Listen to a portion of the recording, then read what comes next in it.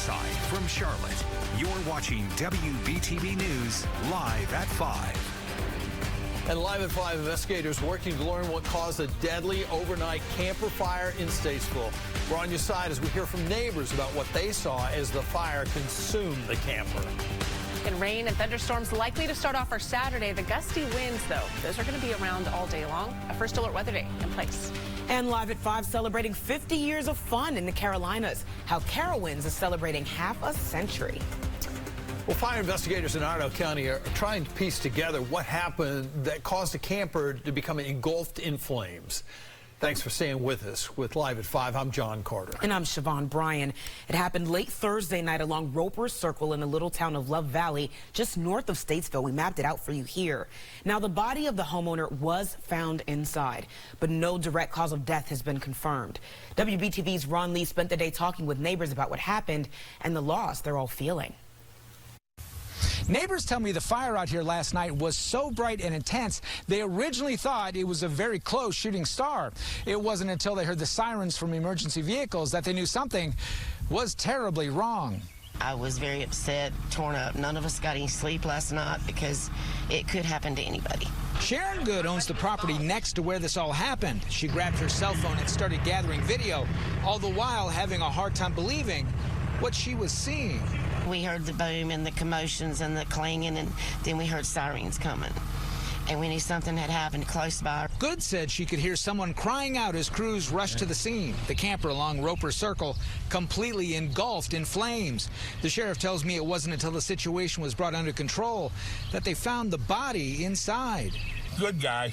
I've known him for about 12 years. People who live around the area tell me the victim was 73-year-old Ricky Hunt. He had lived here, according to many, for decades, and he had a reputation of being quite the character. He was always around. He used to go for beer cans and everything in the dumpsters. That's how he got his name, Dumpster Rick. Officials tell me the fire is still under investigation, but the word around here is that it may have been a heater that sparked the flames. Although that's not confirmed, it would certainly explain a lot. Was a friend of mine a long time, too. McLean Williams lived next door and said he knew Hunt for 3 decades. I was a long-time friend with him anyway. While the fire marshal's office, along with the SBI, gathered the pieces needed to find out what happened here, the people that knew him get ready to say goodbye to a longtime friend. He's going to be missed around the neighborhood. Yep. Right now, there is no word on any funeral plans for Hunt, but the neighbors that I did talk to out here tell me the place will never be the same without him. In Love Valley, I'm Ron Lee. WBTV, on your side. A teenager is in custody after deputies say he and another man led them on a high-speed chase through 2 counties. The Union County Sheriff's Office says this all started when Jordan Carnes tried to skip out before the end of the school day at Piedmont High School. An SRO told him to come back, but Carnes left anyway. The SRO got suspicious about the car that picked him up and alerted the Sheriff's Office. Well, deputies later found Carnes and another man in a car at a nearby church. Deputies say the driver then took off, hitting a patrol car in the process. We're told during the chase, Carnes got out of the car. That's when he was arrested. The driver continued until the chase ended on Wyalong Drive in Mecklenburg County. The driver jumped out and ran away. He is still on the run. Now, deputies tell us they found all of these drugs in the car. They also say they found a driver's license belonging to a Jonah Payne. Now, that's who they are looking for this evening. They say based on the quantity and packaging of the drugs, they believe Payne is a source of illegal narcotics in the Charlotte and Union County areas. Anyone with information is asked to call the Union County Sheriff's Office. And Live at 5, we want to give you a live look at Little Rock, Arkansas, and you can see here damage left behind by a tornado that just swept through the city. Take a look at that. The trees in the foreground there, you can see buildings have been just demolished in the background there. Little Rock was hit by what's being described as a catastrophic tornado. Right now, there's estimated to be more than 600 injured, but we've not gotten any reports of deaths at this point. Now, we're going to stay on top of this story throughout the evening. Turning our attention to our local forecast, let's take a live look at Uptown from the HD Tower Cam. Things much calmer here in the Queen City, but there have been clouds hanging over us. So let's bring in meteorologist Rachel Coulter now. All right, Rachel, the rest of our day here is going to be pretty calm, but we are looking at a first alert weather day for Saturday. So tell us what we can expect here. Got a couple of impacts that you're going to want to be made aware of before you head out the door for your Saturday plans, especially. In fact, we're going to have some storms around, especially for the morning hours, but the gusty winds that we're expecting may actually be the higher threat, especially since they're going to be with us all day long. In fact, let me show you what our rain chances will look at. And this is just an overview of your hour-by-hour rain chances. And notice for the morning hours and into the afternoon, that's when we're anticipating the rain and a few gusty storms to make their way overhead. Then we're dry. We are done with the rain for most of the afternoon and evening hours. But what we will not be done with, the gusty winds. In fact, there's a high wind warning now in effect for Ashwaubenon, Avery, and northwestern portions of Caldwell, Burke County. So those higher elevations could see wind gusts up to 65 miles per hour. Even your sustained winds are going to be running between about 25 to 35 miles per hour over the course of the day. Wind gusts up to 50 miles per hour possible across the rest of the area, including the Charlotte Metro, where a wind advisory is in place. A significant severe threat with the same system that's heading in our direction out to our west. I'll have a look at your hour-by-hour forecast and what type of severe threat we have here at home in just a few minutes, guys. All right, Rachel, thank you. Tomorrow, of course, is April 1st, and it's the start of Safe Digging Month. It's a reminder for you to dial 811 before digging into the ground, because you just don't know what you're going to hit. Wbtv was there as Piedmont Natural Gas gave a safe digging demonstration today. So if you're planning a project, you should call 811 72 hours before your dig date. That gives locators enough time to look into the ground before you dig. Here's what happens once you make that phone call. No one knows what's in the ground by memory, right? So the locators are going to come out within 3 days. They'll locate all the gas lines. They'll paint on the ground per color, per utility, and they'll also flag it. So once the homeowners and contractors go and start doing their digging, they can stay 2 foot out of the tolerance zone from what's underground and be safe. So if you don't call 811, you could hit a gas line, a power line, or a communications line, which sparks an emergency response.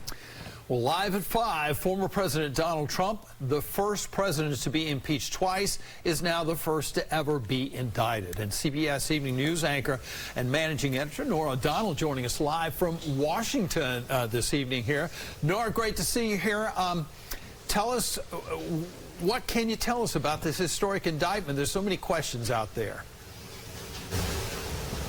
Yeah, no doubt. Good evening to you, John. And we have got new reporting and new details tonight about this historic indictment of the former president of the United States, Donald Trump. First, his lawyer saying today that Donald Trump will not accept a plea deal. We've also got details on his travel. He will leave his Mar-a-Lago mansion on Monday, fly to New York to his triplex on Fifth Avenue, spend the night, and then Tuesday appear in court, reporting to the district attorney's office where he will be arrested, fingerprinted, and photographed. Yes, a mugshot. Not clear whether we will ever see that particular mugshot because of New York State laws. At this point, we do not know what the specific charges are. There could be 30 counts related to this indictment, criminal charges that revolve around that hush money payment to former porn star Stormy Daniels. People ask, why is that illegal? Well, the accounting of it is one issue. Was it a campaign donation, essentially, or a violation of federal election laws? A lot of these things will be sorted out that we will see in the indictment on Tuesday. That's expected to happen around 2:15. The other detail we're learning tonight is about the extraordinary security that is being ramped up in Manhattan. You're talking about the NYPD, which is an incredible police force already, the FBI, Secret Service, you name it, all these law enforcement officials coordinating, concerned about security, given that the former president has, and some of his allies have talked about protests. So we'll have all those new details and more coming up tonight right here on the CBS Evening News. John? All right, Norah, looking for some very extensive reporting, and that'll be at 6:30 tonight right here on WBTV. Thank you, Norah. In North Carolina, you might not be able to drink as much if you plan on driving home afterwards. Lawmakers in Raleigh introduced a new bill that could lower the impaired driving limit from 0.08 to 0.05. It would make North Carolina the second state to do so, behind Utah. The bill's primary sponsor referred to a study showing Utah had fewer crashes and fatalities after the state lowered its level.